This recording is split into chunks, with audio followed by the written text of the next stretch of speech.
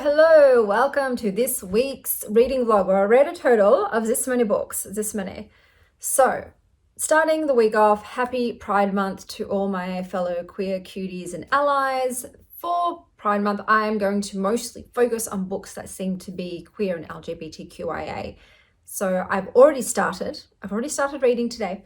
And the first book I read was A Mirror Mended by Alix E. Harrow. This is the second in a series where there is a multiverse Sleeping Beauty modern queer retelling. That's basically what this series is. I love you. Can't help it. The first book, I loved it. I loved the main character. It reminded me of Buffy. It just had a really cool modern vibe, jumping into all these fairy tales, you know. However, I think that the author should have left her story there, and for the subsequent stories and fairy tales, chosen a different protagonist so that we could get some different people in, because this one just wasn't as good. For whatever reason, it didn't have the same magic as the first. I started getting frustrated with the main character. She was being quite selfish in that she was just hopping from multiverse to multiverse and not bothering to check in with her friends and family from her original world. She just completely ghosted them, and I wasn't feeling it. I was just feeling that she was just, like I said, really selfish and not showing up for the people who showed up for her for the first 21 years of her life. So I didn't love that. There was she's bi, the main character, and there was a bit of a romance between her and the evil queen from Snow White. So this one she's fallen through into a Snow White story, which is not her story. She's Sleeping Beauty. It was still interesting, it's fun, it's fast paced, and it's entertaining. So I gave it 3 stars, but I didn't love it. You know, I didn't love it. I'm not the villain turned hero kind of arc didn't really work for me in this particular instance. And like I said, I just feel like if they had done a different character each time going into the different fairy tales, that would have been a lot cooler. So yeah, I didn't love it as much, but I still like the author's style. I'll still read some of their other works, but I don't know if I'll continue with the series if we're going to have the same protagonist in the next one. So the next book I read is The Song of Achilles by Madeline Miller. Now this book I've seen everywhere, all at once. People cry tears, they are so emotional, they sing its praises. I am not in that category. So for me, look, I have a Greek background. I've studied Greek mythology at university. I know people can take their artistic sort of leeway and do what they want with the myths, but this one to take Patroclus and make him a soft boy, I don't know, and he was so boring. The book was in his POV and he just felt so apathetic, and there was no real emotion and energy, and he was just so vastly different from how he is portrayed in the mythology. So that also being said, this book was mostly centered around the Trojan War. Big, massive event, huge event, lots of violence and mayhem and multiple characters in play, and yet the whole focus of this book was Achilles and Patroclus. I don't even know how to say his name. I'm going to be honest. I don't remember how to pronounce it correctly. But anyway, the whole book was based on their romance, and everything else was sort of just glossed over. It was just skimmed over. Oh, that war, whatever. Yes, people are dying. Good. So I don't know. I just didn't love it. It just lacked vitality. It lacked momentum, it lacked urgency. I just wasn't feeling the stakes. Yes, their love story was nice. It wasn't even anything like amazing for most book. Like I said, Patroclus was just like barely even there, barely existing, barely contributing anything. It was very much Achilles that was instigating all of the conversation and trying to get stuff out of him. He just felt like a non-playable character. That's what he felt like. So to have him as the main character and everything his point of view, I felt it really just brought down the energy of the book. And I just wasn't feeling their love story. You know, I'm like, yeah, they boned a bit, but then he was also boning some women. It didn't do anything for me. I just didn't feel connected to the characters, even though these are characters that I have cried over in the past when reading their stories.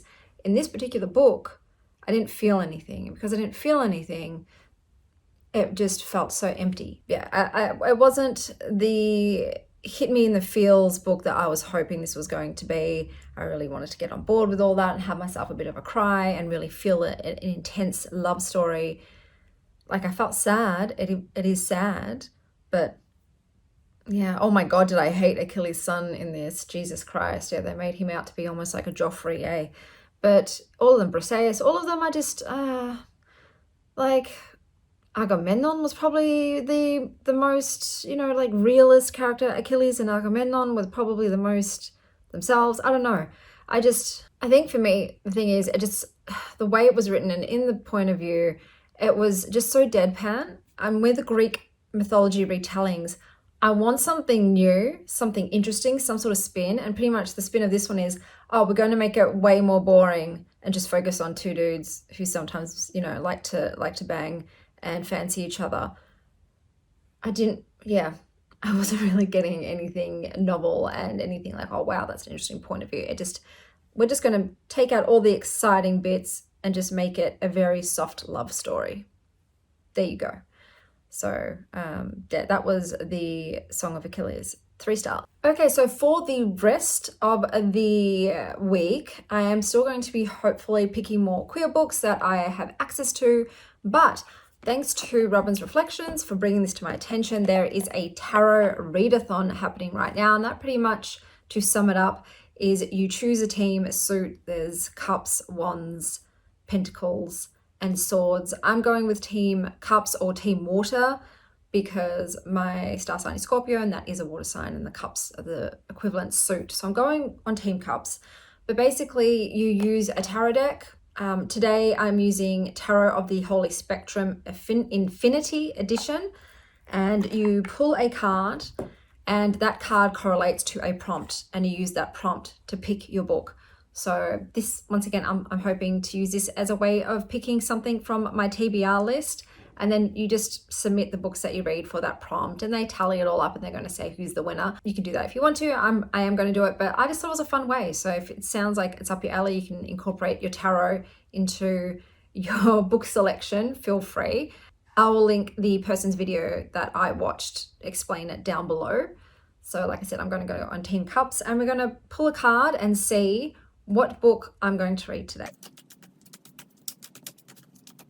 Okay, so today's card is the Moon. Okay, I got a major arcana. So I'm going to go and see what the prompt for the Moon card is, so we can see what book I'm going to choose. Okay, for the Moon card, the prompt is read a book that contains the paranormal or the supernatural. So combining that with a queer read, I'm going to read A Hunger of Thorns. It's supposed to include magic, it's supposed to include monsters, it's labeled as urban fantasy and paranormal with a queer element.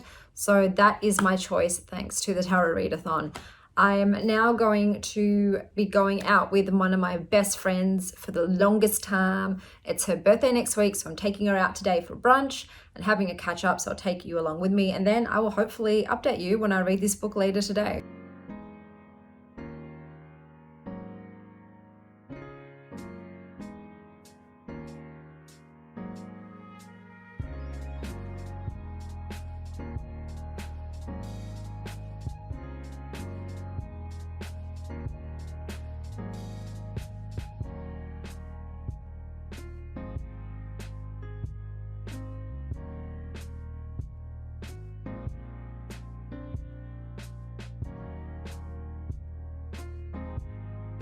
Okay, I'm back. I thought I'd film in front of my rainbow wall. Very, very Pride Month.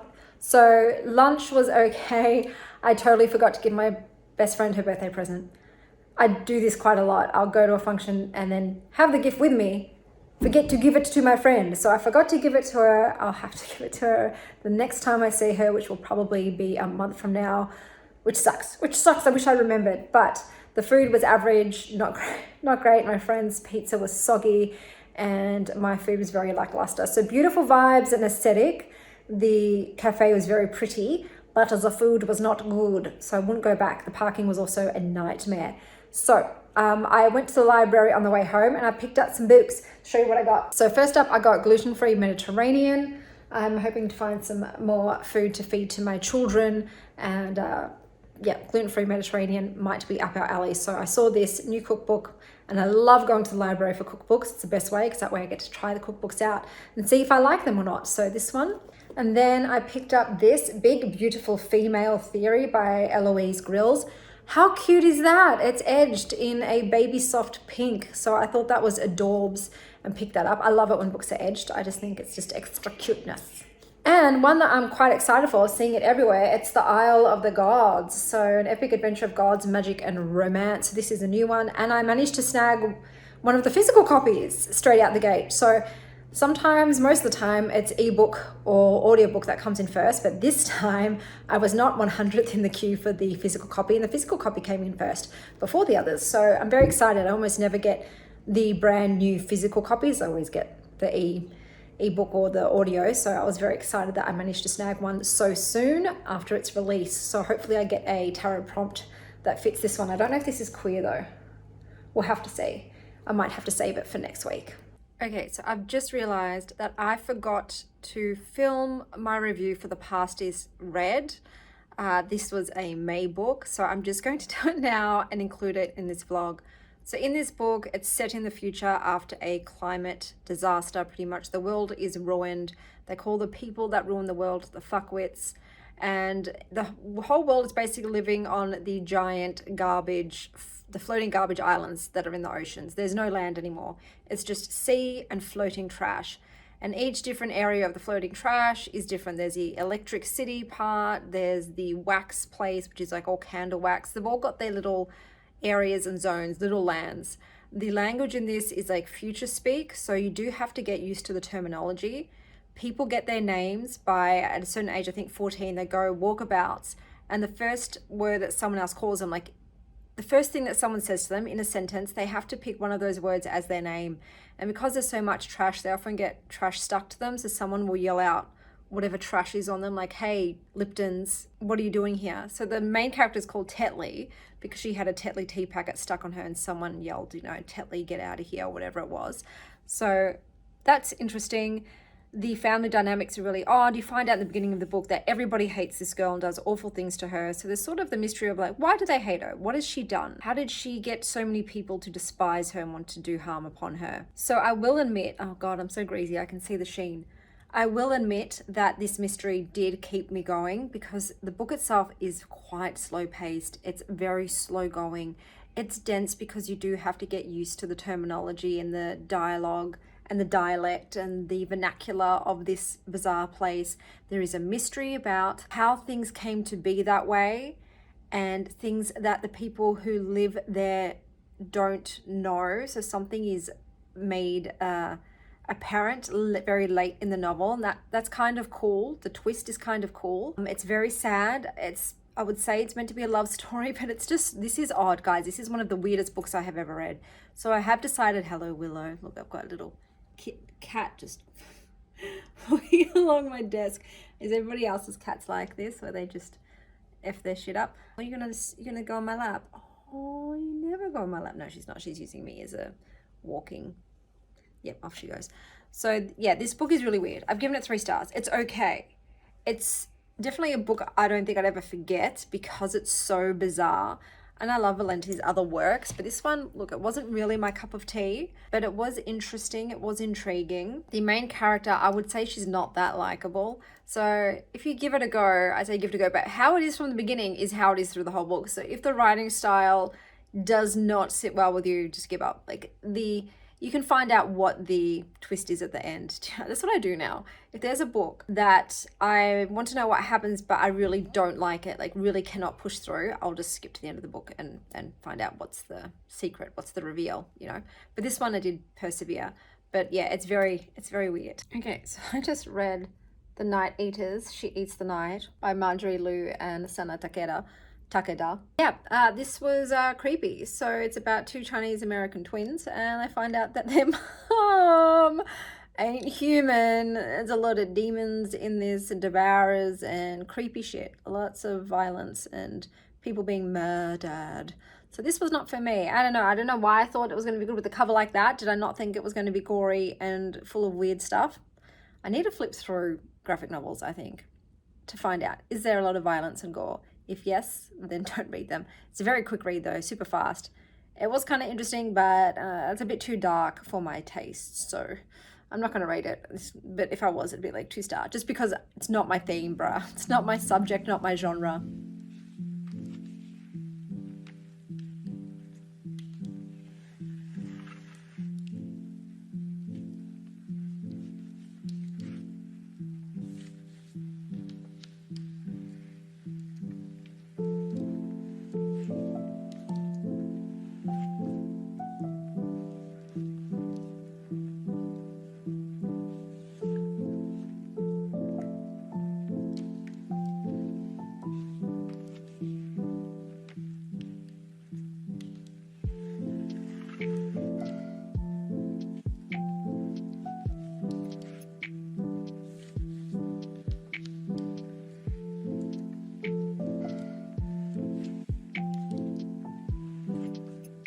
Hello, okay, so let me update you on what I have read. I also read a book called A Hunger of Thorns, and this book was wild. This was wild. I'm rating it 3.5 because it was entertaining, but it was so chaotic. It was so random. So you basically got this character who's in this world. Her name is Maud, I think her name's Maud.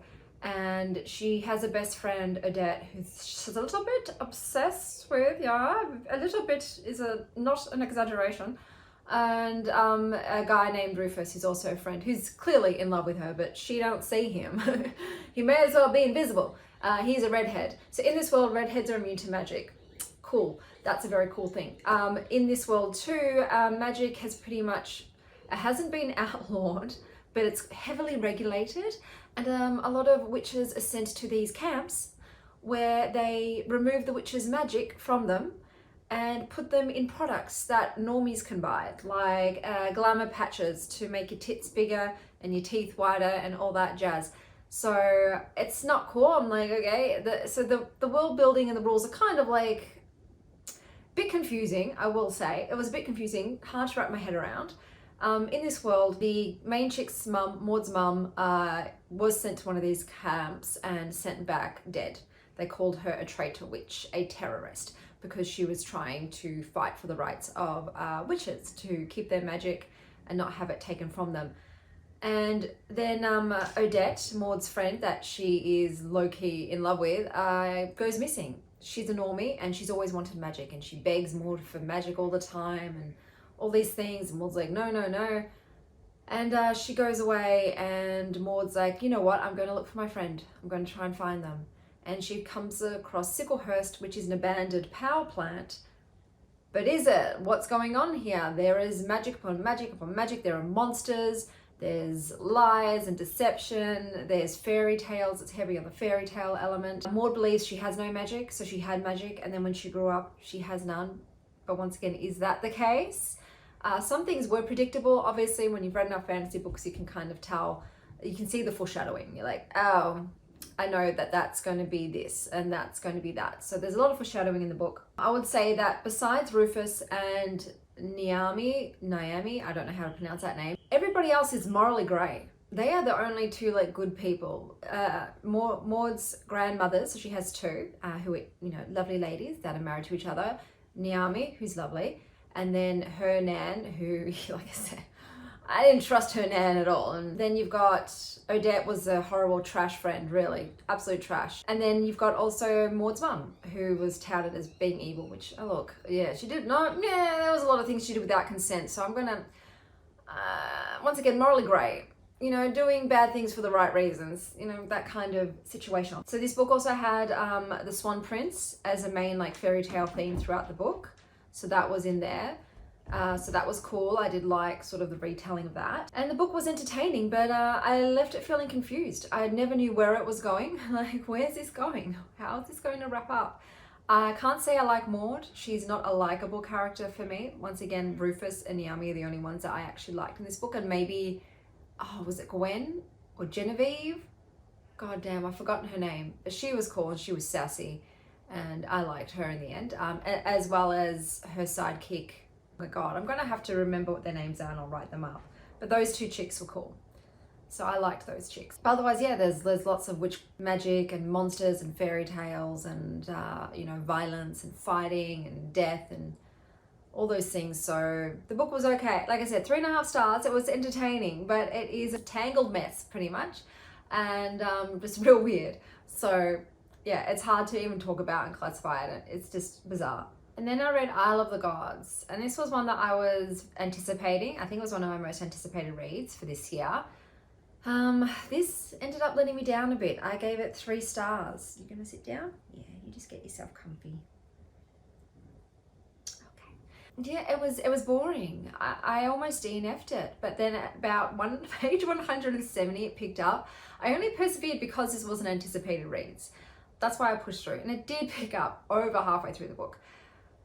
The main character Sally is just really obstinate and not likable, and she's rude and arrogant, and when someone is that way and they don't have tremendous skills and talents to justify it, I don't like them. So she also stank a bit of nepotism, I'm going to be honest.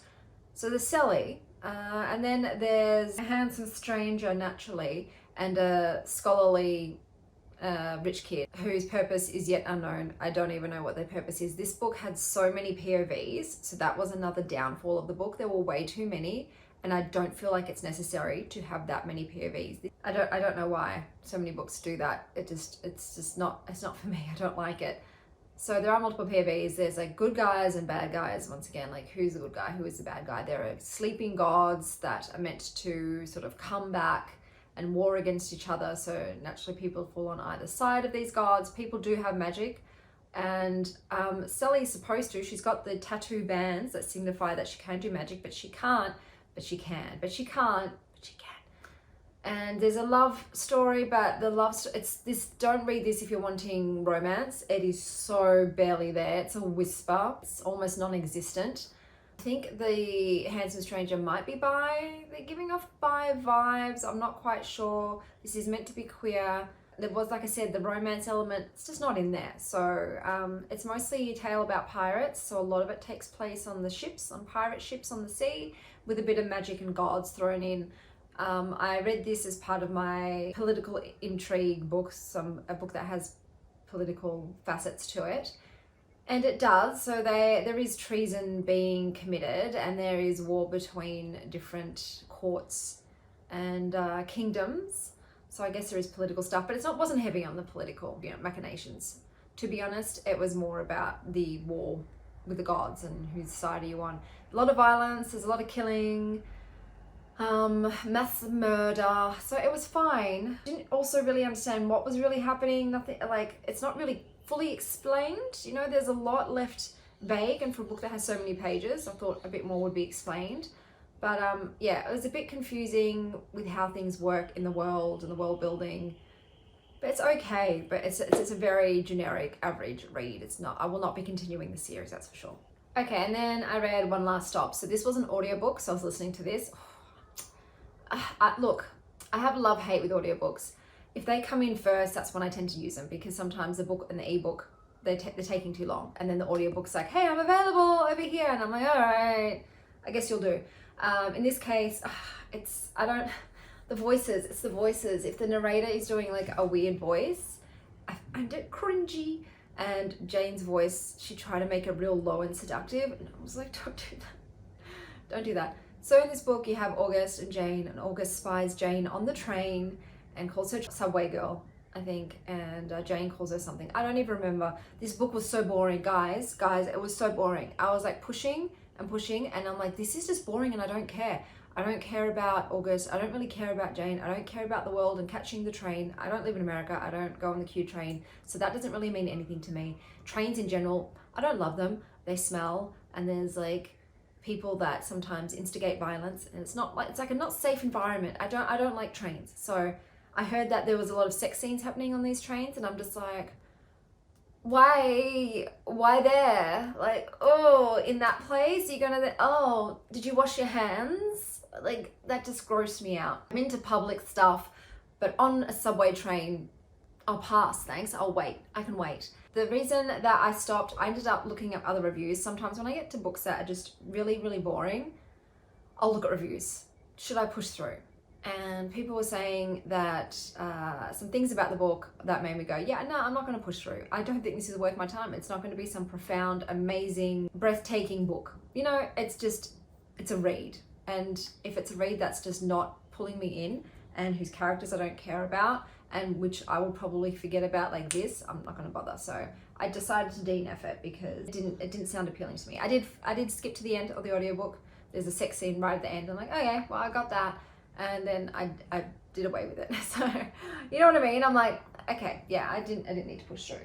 So one last stop was a DNF for me, unfortunately. I have not read very many female romance books that I like. I have not. So they have to be slow burn for me as well. But yeah, I guess I'm a bit pickier with my woman on woman novels. So if anyone's got a recommendation of a romance that they'd like, look, my two contemporary romance authors that I enjoy are Abby Jimenez and, oh my god, who's the other chick? Emily Henry. Those are the only two contemporary romance authors whose books I have enjoyed. I did mind Lynn Painter, but it was a teenage novel, better than the movie, so I was like, eh. And the do-over I didn't like, so yeah. So far my contemporary femme romances are not panning out, so if you've got a recommendation, I will give it a look. So as you can see, I have been doing the tarot card pulls to determine which book I'm reading next, and I love it. It is so fun. It is an absolute blast because it combines my love of tarot with books. So I just been enjoying it immensely, and I probably might just use it in the future if I am stuck on what book to read next. I'm just going to save these prompts and use it myself. So the next card I pulled was for a sci-fi. It's King of Swords, and I've chosen Some Desperate Glory since I got that as part of my Illumicrate subscription. So I have started it. So far I'm not loving the chosen one trope. It's very heavy. I am the best.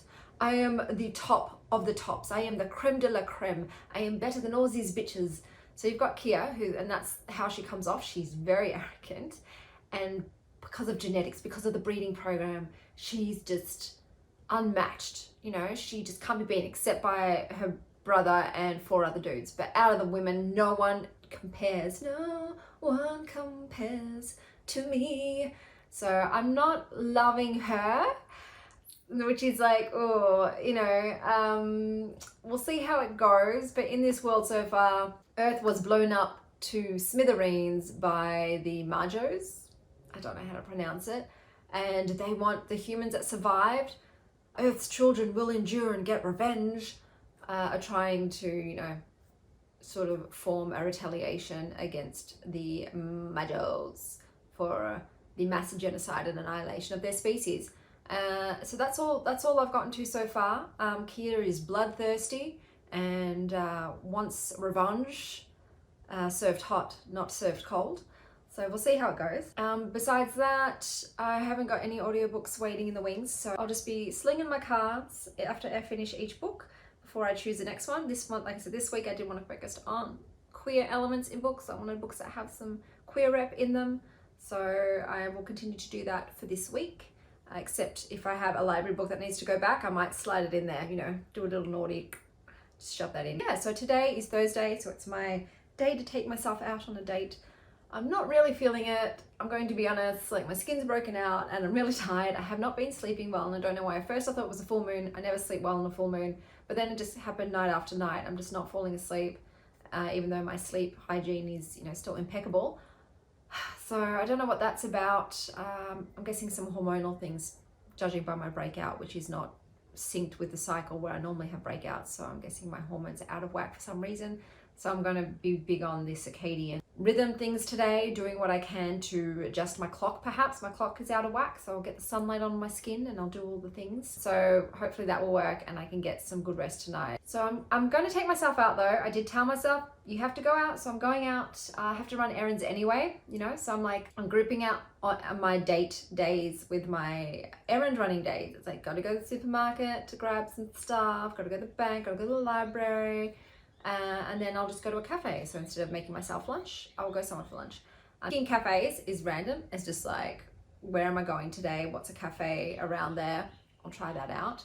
I am just going to go all over the place though, eventually try different suburbs, you know, because yeah, there's a lot of cafes I want to try, because then when I go for brunch with my girlfriends, I can actually pick a good one. I can be like, hey, I've actually been here before and this is good, instead of rolling the dice every time like you saw last week with my girlfriend for her birthday. That place, pretty, but food was so bad and I feel awful. It's like I feel personally responsible if I choose the place and the place sucks and who I've taken there has to have a horrible meal. I feel like that's my bad. So this way I will have some cafes in my hand, and same to if I start dating again and then I pick a cafe, I can actually pick a good one too for that. I'd be like, this is actually a good date cafe. So I'm getting all those cafes in my repertoire. So that is the plans today. Just bits and bobs running around and more reading. It's full winter now here in Melbourne. It is rainy days and cold nights. So I've just got to get through. It's not my favorite season. I know you should try and love the bits out of every season. I love being out warm and curled up, but if I could just stay home all of winter, you know, but I can't. I have to go out and pick up my children and be in the rain. It's the cold. I need the sun. All my health conditions are better when I have a lot of sun and vitamin D. And I'm just, my energy, I've got more spoons in nice weather. It's just how I am. The cold weather already, it's like, it's a cold day, we're going to take a spoon away just for that. So we'll see how we go, but I'll catch you later.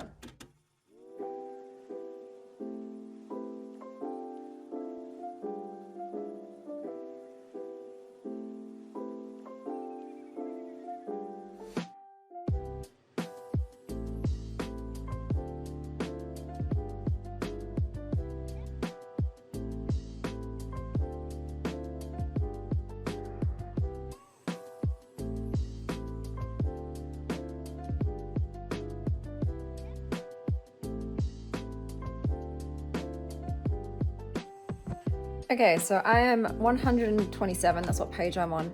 I am not liking this book at all. It's very heavy on the breeding thing. So there is a division on Gaia called the nursery, and women are selected to go and be breeders basically and pop out one child every 2 years.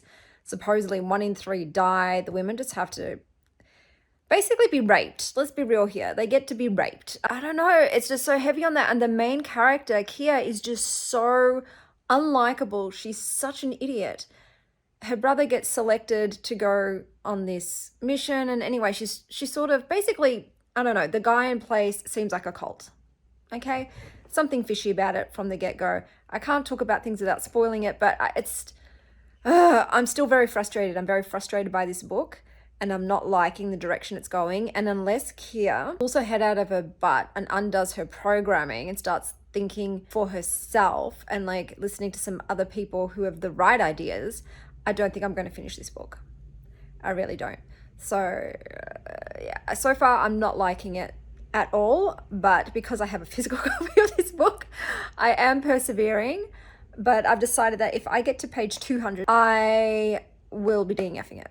But so far I'm just not liking it at all. Okay guys, I read to page 300. I know I could have just stuck in and persevered more, but I didn't, and there's multiple reasons. So this book is touted as a queer space opera. If you're coming here for queer romance, don't. Just don't. It's not delivering on that. You know, it's not good for that. So don't come here for the queer romance. Now, the book itself has so many heavy themes, so check trigger warnings. There is rape and homophobia, transphobia, racism, genocide, abortion. There's a lot of things. And I don't think this book really tackles them well. To be honest, I didn't like the way things were being handled. So do with that what you will. The main character, Kia, awful. I know that she was brainwashed. So you spend the first like half of the book in her brainwashed point of view, where she is also xenophobic and homophobic and everything else. So it was like, it's a tough pill to swallow being in her point of view. Does she become much better by page 300? I still didn't like her. There was a plot device used, time travel. I'm not going to obviously spoil anything, but if you're someone who doesn't like time travel as a plot device, don't read this. I don't, especially if it's not done well. I don't feel like this was done well, and it didn't make anything better. So at the end of the day, the reason I chose to DNF it was because I tapped into my body and I realized I wasn't feeling good. This book was making me feel yuck. It was heavy and depressing and awful, and I wasn't getting anything positive from it. I wasn't having a fun time. And I was also finding it to be not that entertaining. I was just getting frustrated and annoyed and confused. The world building is weird. The writing I didn't really vibe with. The characters besides Yiso, the non-binary alien, and maybe Kia's sister and brother, I didn't really like. A lot of other people, Lisabelle, she seemed okay, but just, I couldn't, guys, I couldn't read any more of it. I thought there's no point wasting precious moments of my real life reading a book that makes me feel horrible. And I don't think it could have turned around in the last however many pages. You know, I read 300 pages of it. I did my time. So this was not it for me at all. I don't even want to talk about it. I just want to expunge it from my memory and move on. It was so dense. Oh God, just not what I was hoping for in a queer space opera. You know, I was hoping for a fun time. No fun was had. So I am going to have to re-gift that book. It sucks. That book is beautiful. It's such a gorgeous edition, but I don't like the story. I'm actually veering on like hating it. And if I had read it all the way through, I probably would have given it a 1 star. Like I said, unless it really turned around in the last couple of pages, I don't see myself having loved it. Even if it was magnificent in the end, it would be 3 stars max because of how horrible it made me feel all the way up to it. So that's why I decided not to push through. I knew I'm like, oh, I'm not going to rate this well. I don't even know if I can re-gift that book. I can't re-gift it knowing how much I hated it. So I might have to just donate that beautiful edition. Anyway, that was that book. Hoo boy. What am I reading next? The next one up. What am I reading next? Okay, so I pulled the star card and the prompt for that is read a manga or a graphic novel. So I've got the library book that I have to read, and it does have graphic novel elements in it. I don't know if it's queer. It might not be, but it's fine. I've got to get it back to the library anyway. So I'm going to give that a go because I just need something completely different. Really, Some Desperate Glory has left me feeling really gross. And I don't like it. So I need something to cleanse the palate before I leap into another fictional story. I just don't want to be disappointed like that again, pretty much. Oh, and let me tell you about the cafes. So I went to 2 cafes. The first one I went to, it was a beautiful setting. So I liked the aesthetic. They're very much dead. So I went around 11 a.m. and no one's going to cafes at the time, which is great. But I did not like the meal at all. I forced a few mouthfuls down, but then I'm like, what am I doing? I can't force myself to eat something I really don't like. Like I was starting to retch. So I just paid for the meal and left. And then I tried a different cafe, and this one was like kind of cute, you know, vibes as well, a bit darker. I tend to like airy and bright and spacious over dark, but it was fine. It was empty. I was just trying to find one that had very few people in it. And same thing, like the coffees at both places were great, but the food, like this carrot cake was stale. So once again, I just took a few mouthfuls and then was like, no, I can't make myself eat a stale cake. So they were both duds. I will not be returning to those cafes. They're in 2 different suburbs, so I'm going to try different suburbs next time around. I'm just ping-ponging all over the place. So hopefully next week I can find a great place. I don't know. I said that Melbourne has a great cafes. And all of my experiences thus far have been very mediocre at best. So hopefully I can find one that actually delivers, because I remember in the past going out and enjoying myself and having delicious meals, but I have not been so lucky as of late. But I'm sure there's somewhere out there. There are thousands and thousands of cafes and restaurants, so I'm sure I'll find a good one.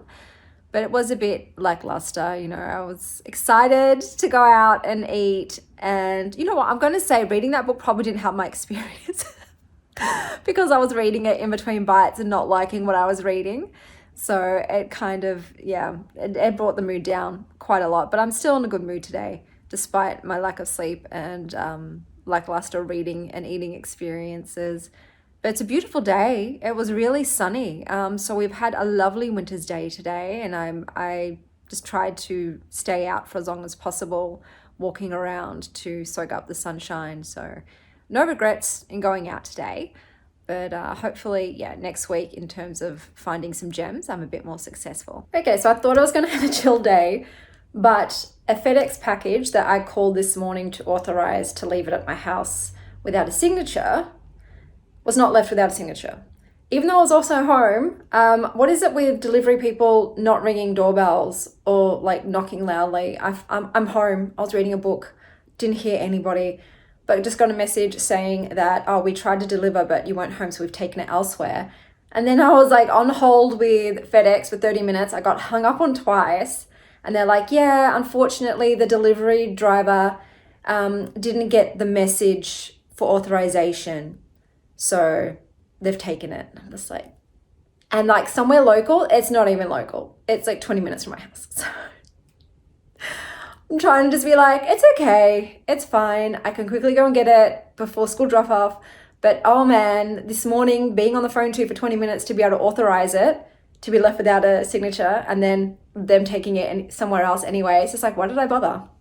Why did I bother? Oh, I'm trying to be like, it's cool. But man, sometimes this stuff really just like infuriates me. It's the worst when you're being on hold and then they hang up on you. And you're just like, I have to start again. But all right, I gotta go on a time crunch. Okay, so I'm back and I have secured the bag, and it is the new Illumicrate book.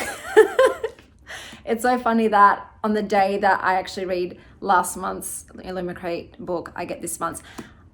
This is one that I also put on my most anticipated reads list. So the cover itself, it's Witch King by Martha Wells. So I'm very excited for this. The cover is a beautiful soft touch, or what I like to call rose petal finish. So that's lovely. And these are the edges. So it's just got the pattern there. The other one is just purple, but that's very lovely. So let's take a look inside. But I'm very excited because, like I said, this is a book that I actually do want to read. Oh, that's gorgeous. So it's got the gold foiling on the cover and it's just purple. And let's see. Oh, yep, there is artwork. And I think it's also signed. Is that that's the signature. And then let's have a look at the back. So very cool, very pretty. So I'm excited. It was kind of worth going to get it, but I just wish it had been delivered to my door. But on the front it says, I know who you are, the demon the mortals call king of the witches. Do you promise revenge? So I'm really excited for this. Hopefully I pull a tarot card that leads me to reading this book. I don't know if this is queer, but yeah, I'm actually excited for this one. Okay, so I just finished reading Big Beautiful Female Theory by Eloise. That's the book. I'm going to show you some of the pictures, but be forewarned, they do include nudity and are quite graphic and confronting. So if you don't want to see that, skip ahead. This book is graphic and confronting. So both in terms of the imagery used and the language used. It is focused on themes like sexuality, body image, eating disorders, sexism, oppression, being a woman, feminism. It includes quotes. It's mixed media and a mixed format. So it's poetry and essays and quotes and rants and raves and things like that. But like I said, it is in your face. I enjoyed it. I can't rate it because it is akin to sort of poetry for me, and I can't rate things like that. It's very personal. Obviously, this author's opinions and feelings throughout their life. They are an Australian, so there was a lot of things that I resonated with in terms of like the culture here and the way it is. But in general, as a woman, I'm guessing you would resonate with a lot of stuff. So it was interesting. Like I said, it's quite crass and crude, so I think a lot of people might find it a bit too hard to stomach, but I personally did. I can't say enjoy reading it, you know what I mean? It's like, I don't regret reading it. It was interesting. Yeah, I'm kind of enjoyable because it's like, oh yes, the sufferings of a woman, you know, something that we have all been through. Yes, I've experienced that. I have also come across that. My friend has gone through that. So it's one of those kinds of books. But yeah, that was this book. So The next book I got was the prompt, read a book with a culture that is different to your own. So for that one, I'm going to read Bad Cree, which is about a Cree woman. I think it's a bit horror. So we'll see how I go. I normally don't do well with horror books, but I've seen this doing the rounds and it was available at my library. So I thought we'll give it a go. Hopefully it's not a DNF, but that is the next book that I'm going to read.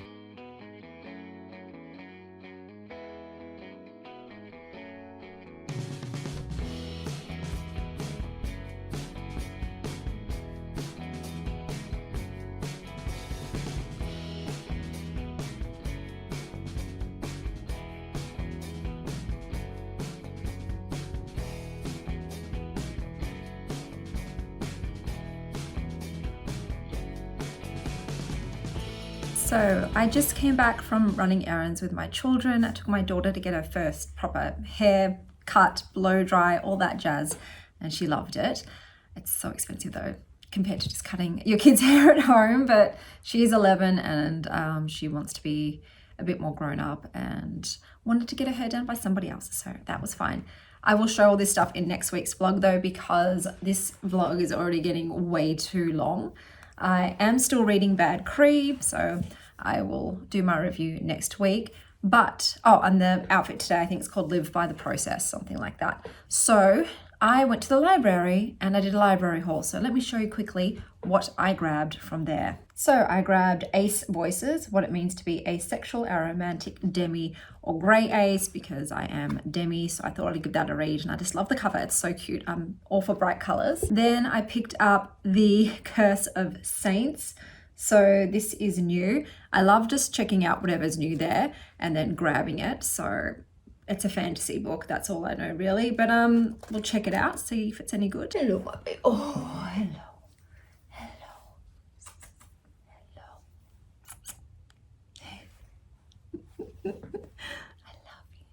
And then I grabbed this one, Dragonfall. Once again, another new book that just caught my eye. I'm sorry about the glare. My curtains are open. Another fantasy. So I can't help myself. If I see a new fantasy, I've got to snag it, because I really, with the library, I much prefer borrowing new books. Sometimes when you get books that have been there for many years, they will have a lot of other people's DNA in them. If you know, you know. So brand new books tend to have, you know, not been touched by as many hands. So I do prefer to get in quick with new books. But that's everything for this week. I hope that wherever you are having a stunning morning, afternoon, or evening. And as always, stay wild, star child.